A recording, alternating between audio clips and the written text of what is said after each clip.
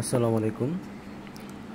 শীত চলে আসছে, এখন অক্টোবর মাস চলছে। তো শীতে ছাদ বাগানে কী কী শাকসবজি লাগানো যায় এ বিষয়ে আজকের এই ভিডিও। এই বেডটি তৈরি করে আমি লাল শাক আর পালং শাকের বীজ ফেলেছিলাম প্রায় 10-12 দিন আগে। চারাগুলো বেশ ভালো হচ্ছে, আগাছা জন্মেছিল, পরিষ্কার করে দিলাম। এছাড়াও শীতে আমরা বেগুনের চারা লাগাতে পারি, বেগুনটা খুব ভালো ফলন দেয়। চেরি টমেটো, পুঁই শাক, সিম, শীতকালীন শিম।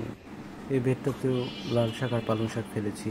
কুমড়া, শীতকালীন কুমড়া, লাউয়ের চারাও লাগিয়েছিলাম, ভালো হচ্ছে। মরিচ গাছ, এ সময় মরিচ গাছ লাগাতে পারেন, মরিচের চারা। চেরি টমেটো, শীতকালীন চেরি টমেটো খুব ভালো হয়। শীতকালীন বেগুন, টমেটো, আর একটি লাউ শাক দেখা যাচ্ছে। টমেটোর চারা, পেঁপের চারাও লাগাতে পারেন, আমি গত বছর লাগিয়েছিলাম। শীতকালে টমেটো আর বেগুনের ফলনটা ভালো দেয়।